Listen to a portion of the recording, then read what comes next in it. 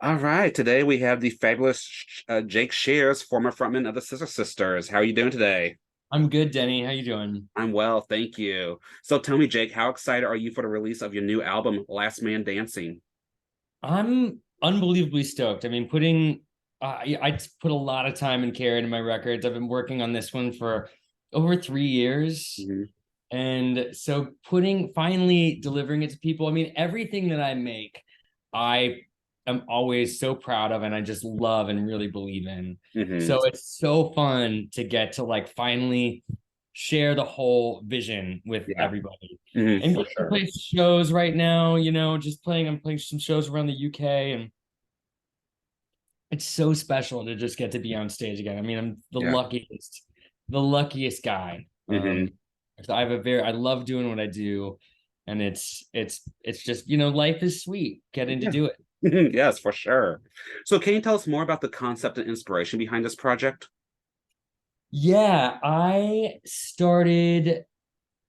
just like wrote a few songs. I had voices with Kylie that I just loved, and I really wanted to. I had it in my back pocket, and I just like wanted to give it a home. I just love that song so much, and so I started building songs around it and wrote the song "Last Man Dancing" pretty early on. Okay.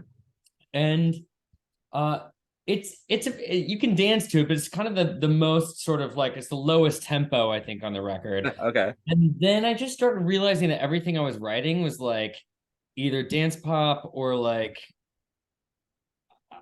I just suddenly realized I was making a party record. And then I was like, what if the whole thing is just like a nonstop party record? And Hmm. then I started thinking about the two halves of it. The first half is six basically dance pop songs Hmm. that are easy and fun, and then the second half of the record is more of like a journey unto itself that sort Okay. of starts and takes you on a ride with different singers that kind of disappear a bit. There's an instrumental. Hmm. It's sort of my way of like letting myself indulge my impulses, get a little more Yeah. experimental. But yeah, I mean, I've loved making this record. I've loved test driving it at parties, at house parties. Like I'm immensely proud of it, and Good. I feel like people are really gonna enjoy it. I feel very Yeah. confident with that. Yeah, for sure. Yeah, I mean, you already released a couple singles like "I Used to Be in Love" and the title track. How have they all been received by listeners so far? Great. I mean, like I've been living in the UK now for the last year, and I split my time between the UK and the New Orleans, but I've mainly been in London this last year, and it's getting great radio here, which is really Good. exciting. It's just so nice to like, be walking past a radio and hearing your song on it. So, Yeah, you can't take that stuff for granted. yeah, definitely. You really can't take it for granted. And whenever that happens, it's just like you just gotta like, count your blessings and Mhm. really enjoy the moment. Yeah, exactly. So, what do you ultimately hope audiences take away from Last Man Dancing? Um,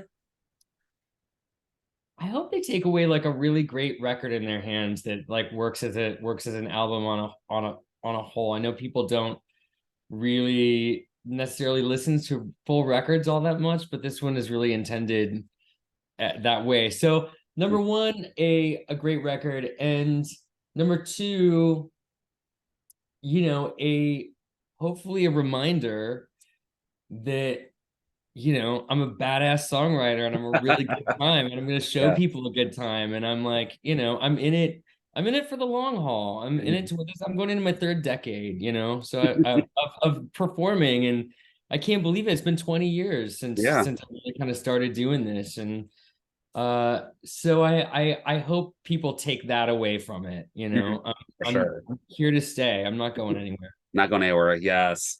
Well, with this album, how would you say you have evolved as a musical artist? It's interesting because I mean now I've had two solo records, Hmm.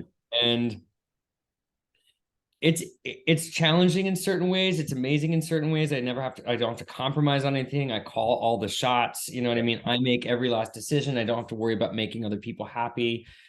Um, which is just awesome, you Hmm. know? But it's also it gets a little lonely sometimes too, you sort of carry a bigger load with it, and it takes a little bit longer. And I I don't know, evolving as an artist, I'm not scared of songwriting anymore. I think back in the day there'd be so much pressure, and I would fret and worry about stuff, and it's just not a great place to be writing from, and Definitely.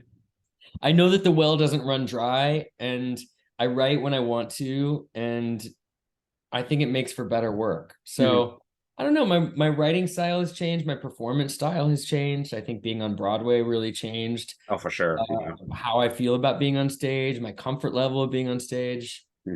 So everything's changing. It is, yeah. Good, good. Now you will be doing a New York album signing event on June 8th at Barnes and Noble on Fifth Avenue. Is that correct? Yes. Okay, Yeah, awesome. and I'm super excited to be seeing some New York folks and being back in New York for a second hmm and do a record signing. So I'm excited to see people and see some New York fans come down. Yeah, that's awesome. Did you purposefully intend to release this album at the beginning of Pride Month?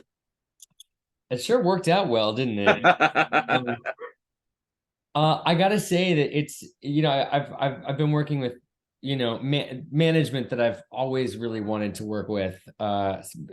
Peter Lorraine, who I've known forever.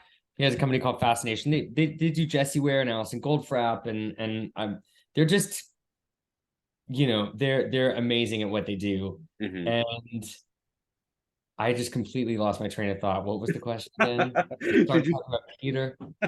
did you purposefully intend to release this album at the beginning of Oh, here's my point. Uh, Peter and Adam, they're just like they're just brilliant. And I moved to London over a year ago. Like and the record was basically done like when I moved here. hmm And it's just taken this long. I've been working consistently since then to just like we've just done everything right. So I think we probably like had our eyes set on this month. It's a good Cool. month to release. Yes, yes. Well, what does Pride mean to you? Mm. I mean, pride's always changing. There's always like, new struggles, and I mean, I've been out for 30 years. Yeah, 30 years. 30 years. 30 years. So like personally, it's just amazing to see. I feel like I've gotten to see so much history Yeah, and so much change, and I'm excited for further change. And I think there's a lot of potential. I think there's a lot of hardship right now and a lot of tough bullshit going on. yeah, But definitely. I feel positive that we're going to prevail, and we will push through, We will. with all the gnarly shit going on in the US and in the UK. I see it in the Yeah, UK as well. yeah, definitely. I agree. All right, Jake. Well, how can one stay up to date with you? Follow me on Instagram is probably the best way. I mean, I'm always chatting. I chat with people on Instagram. I've got a monthly book club Okay. that I do like an Instagram live once a month and talk to folks about what they're reading and whatnot. I love that. So yeah, I think Instagram's like the best way probably. Okay. What are you currently reading? I am in the middle of the new Bret Easton Ellis novel, The Shards, Okay. Okay.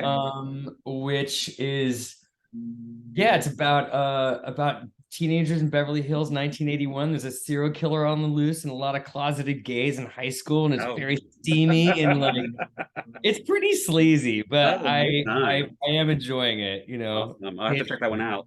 It's good. Cool, cool. All right, then before we wrap up, are there any other upcoming projects or anything else you would like to mention or plug at this time? No, just I've got my musicals in the works, and just did Tammy Faye, this musical I made with Elton John this last October, and hopefully that's gonna have a really cool life up Okay. ahead. So I'm looking forward to that as well. Well, how was the opening in London? Fabulous. Was it good? Good. So exciting. Yeah, you talked about that a little bit last time we spoke, and yeah, I would really like to see that at some point. Yeah, and we got two Olivier's from it. Nice. Zubin Varla, Katie Braven, both won, Best Actress and Best Supporting Actor for it, which was just, it was thrilling. Awesome, fantastic.